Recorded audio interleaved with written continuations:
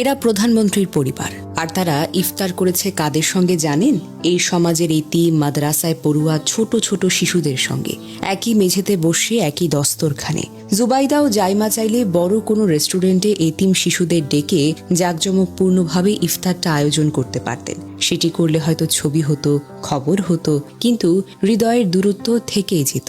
তারা সেই পথ বেছে নেননি, বরং সরাসরি একটি মহিলা মাদ্রাসায় গিয়ে শিশুদের মাঝখানে বসেছেন, তাদের মতো করে ইফতার করেছেন। কোনো আলাদা চেয়ার নয়, কোনো প্রোটোকলের দেয়াল নয়, শুধু আন্তরিক উপস্থিতি। সামাজিক মাধ্যমে ছড়িয়ে পড়া ভিডিওতে দেখা গেছে জাইমা রহমান ও জুবাইদা রহমান নিজ হাতে ইফতার প্যাকেট এনে শিশুদের হাতে তুলে দিয়েছেন। সেখানে স্বেচ্ছাসেবকরা ছিল, চাইলে তারা বসেই থাকতে পারতেন, কিন্তু তারা নিজেরাই পরিবেশন করেছেন। শিশুদের আনন্দটা যেন একটু বেশি হয়, এই ভাবনা থেকেই। আরও হৃদয় ছোঁয়া দৃশ্য হলো জাইমা রহমান মাদ্রাসার মেঝেতে বসে শিশুদের সঙ্গে গল্প করেছেন, ছবি তুলেছেন, হাসির সঙ্গী হয়েছেন। সেই পরিবেশে ছিলেন ফাতেমাও। পরিবারের ঘনিষ্ঠ একজন মানুষ হিসেবে তার উপস্থিতি পুরো দৃশ্যটিকে আরো বেশি স্বাভাবিক ও আপন করে তুলেছে। ভাবুন তো, এই শিশুরা হয়তো তখনও পুরোটা বুঝে উঠতে পারেনি কারা তাদের পাশে বসে আছে, কিন্তু বড় হয়ে তারা যখন জানবে দেশের প্রধানমন্ত্রীর পরিবার একদিন তাদের সঙ্গে মেঝেতে বসে ইফতার করেছে, সেটি তাদের জীবনের এক অমূল্য স্মৃতি হয়ে থাকবে।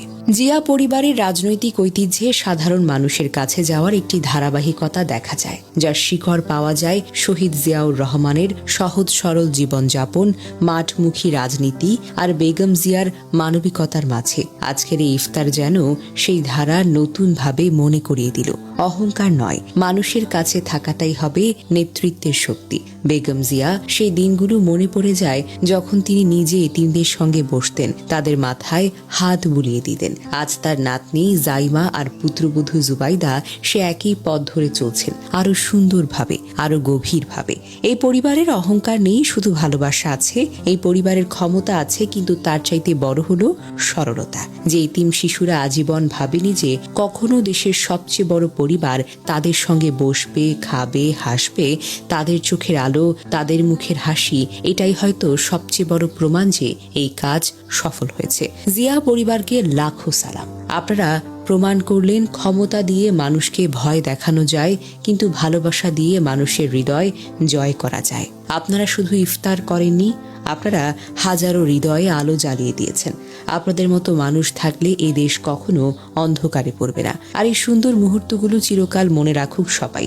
জানা যায় 2026 সালের ফেব্রুয়ারির 19 তারিখ রমজানের প্রথম দিন পশ্চিম ভাসানটেকের জামিয়া কুরবানিয়া তালিমিয়া দাওরা হাদিস মহিলা মাদ্রাসা ও এতিমখানা, এটি ঢাকা 17 আসনের কড়া ইসলাম ও ভাসানটেক এলাকায় অবস্থিত 14টি এতিমখানা ও হিফজ মাদ্রাসার একটি। জিয়া পরিবারের উদ্যোগে এই 14টি প্রতিষ্ঠানে পুরো রমজান মাস জুড়ে ইফতার, রাতের খাবার এবং সেহরির ব্যবস্থা করা হয়েছে, যা একটি বড় মানবিক প্রকল্পের অংশ। এই উদ্যোগের অংশ হিসেবে ডক্টর জুবাইদা রহমান এবং জাইমা রহমান নিজেরা মাদ্রাসায় উপস্থিত হয়ে এতিম শিশু এবং বয়স্ক মহিলাদের সঙ্গে ইফতার করেন।